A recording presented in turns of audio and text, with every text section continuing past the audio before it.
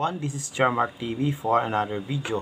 Today, di-discuss naman natin second part ng topic na percentage problems, which is commission and sales tax.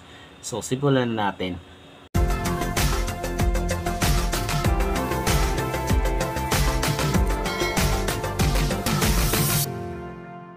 Okay, so sa video na ito ay i-discuss natin yung second part, which is commission and sales tax. So, kung di nyo pa napapanood yung part 1, which is discount, is mangyari na panoorin nyo muna. So, simulan na natin ang discussion. So, sa unang subpart ng ating discussion for today's video, ay pag-uusapan naman natin about commission. So, ano bang ibig sabihin ng commission? Commission, it refers the amount of money earned by a person from selling something. So halimbawa, meron kang kaibigan na nagbebenta ng ng kanyang mga paninda, halimbawa, prutas. So prutas ang binebenta ng kaibigan mo.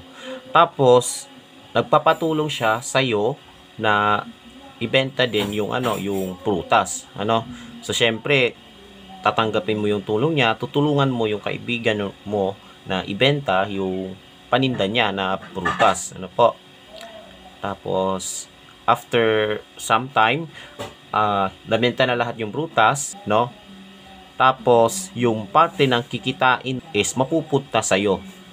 Okay? Kasi nagbenta ka din ng prutas, tinulungan mo yung kaibigan mo, So, yung perang yun napunta sa'yo, ang tawag doon ay commission.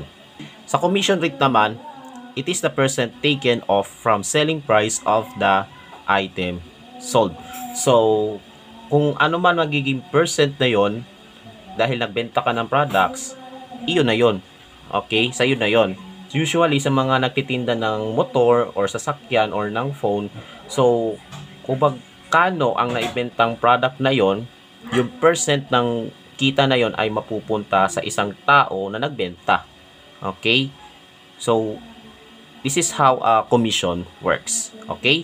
So, para mahanap natin yung amount of commission, we use the concept of percentages, diba? Yung kumbaga, percentage is equal to base times rate. So, commission is equal to total sales.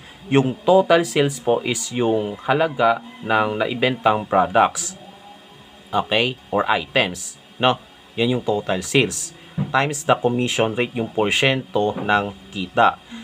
Now, pag pinag-times mo tong dalawa, makukuha mo yung amount of commission which is mapupunta doon sa taong nagbenta. So, para mas mapadali, yung commission, gagawin na lang nating C, yung total sales, TS, tapos yung commission rate, CR. So that meron tayong formula, C is equal to TS times CR, para mas madali nating matandaan. Ngayon, kung halimbawa, ang hinahanap is total sales or commission rate, gagamit tayo ng triangle so that makapag-derive tayo ng ng iba pang formula to get the total sales at saka commission rate. So kung TS ang hanapin natin or total sales, takpan mo lang to and you will have C over CR, commission over commission rate. Tapos yung isa naman, kung commission rate naman ang hanapin, takpan mo lang to and then we have C over TS. Okay? Commission over total sales. Yan po yung commission rate. But, sales rate ang hinahanap kasi percent yan, di ba? Percent. So, i-times mo sa 100. Okay? So, ayan po yung formulas para sa commission. Para mas maunawaan natin about sa commission is magbibigay tayo ng examples. Okay, so number 1, if your friend asks your help to sell their motorcycle and promise you to have a 5% commission if you were able to look for a buyer, how much will you receive if you have sold the motorcycle for 30,000 pesos? So, imagine niyo yung kaibigan mo, gusto niyang ibenta yung motorcycle sa halagang 30,000 pesos. Tapos, humingi siya ng tulong sa iyo upang ibenta yung kanyang motorcycle. Kapag nagawa mo yung ibenta yung motorcycle, magkakaroon ka ng 5% na commission. So, kung magkano ang may bebenta niya sa motorcycle, is makakatanggap ka ng 5% nun. So, how much will you receive if you have sold the motorcycle for 30,000? So, of course, dahil ang tinatanong doon is magkano ang tatanggapin, bali ang hinahanap natin is commission. Okay? So, commission ang hinahanap. So, ang given doon is yung total sales is 30,000. Yan yung halaga ng motorcycle. Tapos, yung commission rate po ay 5%. So, make sure yung commission rate ay nakasulat sa decimal form. So, it should be 0.05. Okay? So, 5%. Bali, i-move yung 2 places to the right, yung decimal point. So, 1, 2. And you will get 0.05. Okay? Ayan po. And then, para sa formula, we use the triangle here. Ayan. So, commission ang hinahanap. So, ibig sabihin, ita-times mo tong dalawa. So, C is equal to TS times CR. Or commission is equal to total sales times commission rate. Okay? So, ang total sales ay 30,000. Tapos, yung commission rate ay 0.05. So, i-multiply natin. Bale, 30,000 times 0.05. So, i-align lang natin yung last ng 0 digits. Ano po? So, first, apat na 0. Tapos, 3 times 5 is 15. Okay, and then 2 decimal places. 1, 2, 1, 2. And there you go. So, we have 1,500. So, kapag pinag-multiply mo, bali ang lalabas ay 1,500. So, ibig sabihin nun, kapag nabenta mo yung motorcycle niya, makakatanggap ka ng 1,500 pesos dahil tumulong ka or nakahanap ka ng mabebentahan ng motor niya. Okay, so you will receive 1,500 pesos na commission. Okay, so yun po ang sagot. Next, number 2, Mrs. Santos worked hard to earn 12% commission from selling furniture. Find her commission if her total sales for the month of May is 50,000 pesos. So, to analyze this, magkano ba ang nabenta niyang furniture sa noong May? So, bale 50,000 po. So, 50,000 is the total sales for the month of May. Okay? So, this should be our total sales. Okay? Ang total sales po ay 50,000. Tapos, yung commission rate, of course, naka-percent siya, no? Is 12%. Or in decimal form, i-move mo lang yung decimal point 2 places to the left, bale 0.12 na siya. Okay? And then, meron tayong total sales, meron tayong commission rate, so ang inahanap is commission. So, magkano ang matatanggap niyang pera kapag nakabenta siya ng 50,000 tapos mayroon siyang 12% commission na matatanggap. Okay? So, yun ang hinahanap. Ano po? So, again, gagamit tayo ng triangle. So, yung C po ang nasa tuktok. Tapos, TSCR. Okay? So, commission ang hinahanap. Ibig sabihin, ita times natin itong dalawa. So, C is equal to TS times CR. Ano po? Total sales, 50,000 times yung CR or commission rate, 0.12. Okay? So, multiply natin tong dalawa. Ano po? So, 0.12 times 50,000. Ganito po. Apat na 0. Tapos, 12 times 5 is 60. And then, 2 decimal places. Ano po? So, ang lumabas po ay 60,000. Or 6,000. Ano po? 6,000 rather. So, 6,000. So, ibig sabihin, si Mrs. Santos, makakatanggap siya ng 6,000 pesos na commission sa buwan ng May. Okay? So, of course, sa problem na ito, nagtatrabaho si Mrs. Santos, makakatanggap siya ng sahod for the month of May. Tapos, may additional pa siyang 6,000 pesos dahil nakabenta siya ng furniture sa halagang 50,000 pesos. So, yeah. Ang sagot po dito ay 6,000 pesos. Number 3, what is the commission rate of Mr. Cruz if he earned 9,000 pesos from selling an appliance that costs 30,000 pesos? So, ilang kaya yung commission rate no? Ano kaya commission rate ni Mr. Cruz kung kumita siya ng 9,000 pesos mula sa pagbebenta ng appliance na nagkakahalagang 30,000. So, of course, ang commission rate po ang hinahanap. Ano po? Okay? So, ang commission niya, no? Ang commission niya is 9,000 pesos since ayan yung halaga na natanggap niya. Okay? So, 9,000. Tapos, yung total sales naman po is yung halaga na nabentang appliance, which is 30,000. Okay? So, again, gagamit tayo ng formula na, na commission is equal, commission, tapos ito ay total sales, tapos commission rate. Ano po? So, ang hinahanap dito ay commission rate. Okay? So, ano kaya magiging formula nun? So, commission rate is equal to commission over total sales. So, commission over total sales. Okay? Ayan po. So, dahil commission rate ang hinahanap, syempre, huwag mo kakalimutang i-times sa 100%.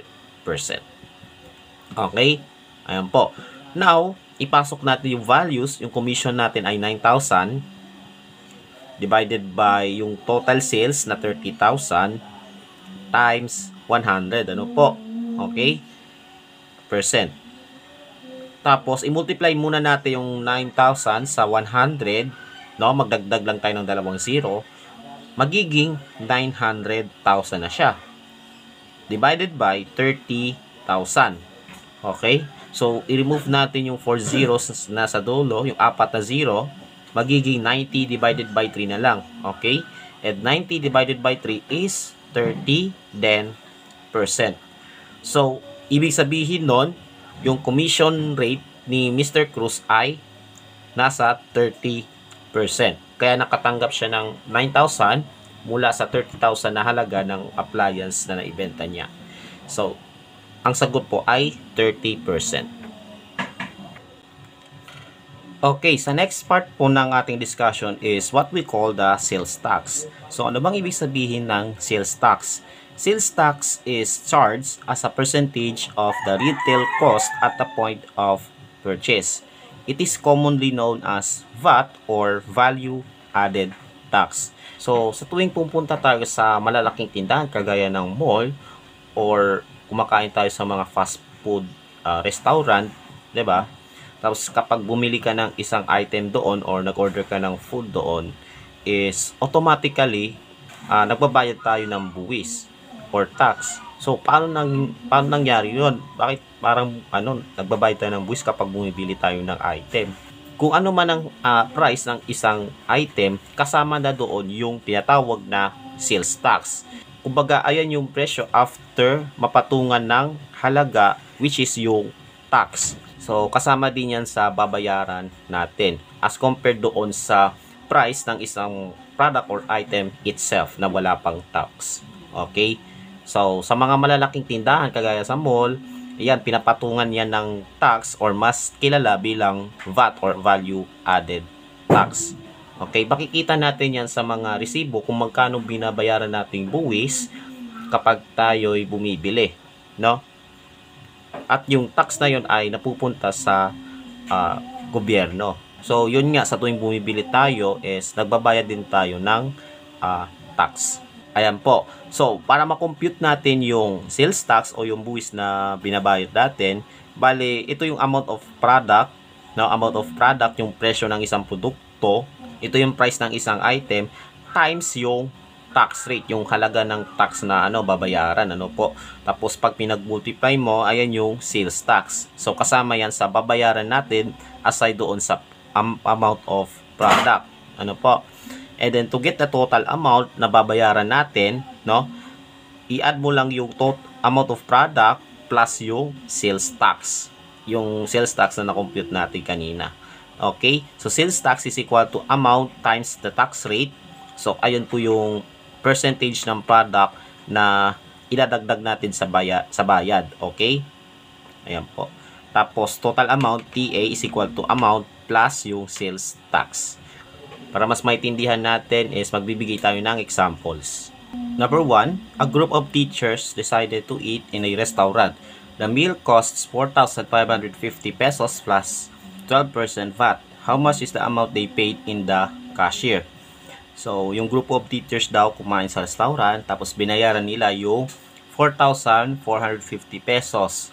Okay, itong 4,450 pesos is, yan yung amount ng ano lang, pagkain lang. Okay? Kasi papatungan yan ng 12% na VAT. So, bukod sa 4,550, no, babayaran pa nila yung 12% nito, which is, ayan yung VAT. Okay? So, first, ang gagawin natin is, kukunin muna natin yung sales tax or yung value added tax, ano po. So, to do this, i-multiply lang natin yung yung total amount ng pagkain nila times yung tax rate na 12%, ano po. So, yung sales tax is 4,550 times 12% na VAT, so 0.12. So dapat naka-decimal yan, ano po. Okay, so yung from 12%, ito yung decimal point, move to decimal places to the left, and then ayan na siya. Okay, 0.12. So multiply natin tong dalawa, so 4,550 times 12, i-align lang natin yung last non-zero digits, di ba? Okay, ayan. So that we have 2 times 5, 10. 2 times 5, 10, 11. 2 times 4, 8 plus 1, 9. And 1 times 4, 55 is 455. So magdagdag tayo ng isa pang 0 dito. Okay? So 0, 0, 1 plus 5, 6. 9 plus 5, 14. 1 plus 4, 5. And then 2 decimal places. Okay? So we have 546 pesos. So bukod sa 4,550 pesos, babayaran pa nila yung 546 pesos para sa sales tax. Okay? Or yung buwis. Okay? Now, to get the total amount, bali i-add lang natin yung 4,550 sa 546. And let's see kung anong kalalabasan. So, 4,550 plus 546. This will become 6, 9, 45 plus 5 is 50. So, bali, ang halaga na binayaran ng teachers sa cashier ay nasa 5,096 pesos. And ito po yung sagot sa number 1. 5,096 pesos. Next, number 2, John is checking out toys for his kids on an online selling platform. He asked to pay 2,350 pesos plus sales tax of 8%. How much will he pay to check out the item? Okay, so ang hinahanap is yung magkano ang babayaran niya sa mga toys, no, na may kasamang tax na 8%. No? So, katulad nung sa una, ang gagawin muna natin is kukunin natin yung halaga ng sales tax. So, sales tax is equal to yung halaga na nabili niyang laruan, which is 2,350 pesos. So, 2,350 times yung sales tax na 8%. So, kapag minultiply natin to sa 8%, yun ang idadagdag niya sa babayaran niya, no? Bukod sa 2,350. So, yung 8%, 2 decimal places to the left, so 1, 2, magiging na siya, no? 0.08. So, 0.08. Okay? So, i-multiply natin tong dalawa. So, 2,350 times 0.08. Again, i-align yung last non-zero digits. So, we have 0, 8 times 5, 40, no? Ganyan. 8 times 3, 24, 28. 8 times 2, 16. 16 plus 2 is 18. Okay? Ayan po. And then 2 decimal places. So, ang lumabas ay 188. So, ibig sabihin yung sales tax po ay nasa 188 pesos. At yan ang idadagdag sa 2,350 pesos. Ano po? So, kaya naman yung total amount, no? Total amount na babayaran niya para i-check out yung item, no, So, i-add natin yung 2,350 sa sales tax na 188 pesos. So, i-add natin itong dalawa. 0 plus 8 is 8. 5 plus 8 is 13. Carry 1. 1 plus 3, 4, 5. And then 2. So, ibig sabihin, ang halaga na babayaran ni John sa mga laruan niya ay 2,538 pesos. So, kasama na yan yung tax. Okay, so ito po yung sagot. Okay, so here's the last one before this video ends. Luis paid 364 pesos including 12% sales tax for his jacket. How much is the jacket before tax was applied? So, nagbayad siya ng 364 pesos para sa jacket. So, itong 364 pesos kasama na yung sales tax na 12%. So, ibig sabihin kung ano man ang amount ng jacket, so ibig sabihin yung jacket plus yung tax, no? Yung amount ng jacket plus yung tax equals 364 pesos na yon. Okay? So, dito natin papasok yung application ng percentage increase. So, kung nyo pa napapanood is i-check out nyo yung video na yon. Okay? So, gagawa tayo ng bar model about percentage increase. Diba? So, bale, ito yung original value. I-recall lang po natin, no, yung percentage increase. Tapos, yung increase. Ayan. Tapos, yung new value. Ano po? Kasi, nagdagdag tayo, kaya increase eh. So, pag pinagsama natin, ayan yung new value. Okay? So, para dito, sa problem na ito, no, ang original value, which is, yan yung halaga ng jacket na wala pang tax. Okay? So, yun ang hinahanap natin. Ano po? Ayan. Tapos, yung increase po, which is, ayan yung tax rate na 12%. No? So, 12%, pero hindi pa natin alam kung magkano yung tax na yon. So, by the way, yung original value or yung halaga ng jacket na walang tax, laging nakaset niyan sa 100%. So, kapag pinagsama natin itong dalawa, 100 plus 12%, this will become 112%, which is equivalent to 364 pesos. So, ibig sabihin is nakabayad siya ng 112% ng presyo ng jacket. Ano po? Kukunin natin yung presyo ng jacket bago i-apply yung tax. Ano po? So, to get this value, i-divide na lang natin yung 364 sa 112%. Ano po? So, the amount of jacket, bali, i-divide natin 364 sa 112%. So, make sure na naka-decimal form to, no? So, 112, i-move natin decimal places to the left, 2 places to the left. This will become 1.12. Okay? And then, saka natin i-divide tong dalawa. Ano po? So, 364 divided by 1.12 or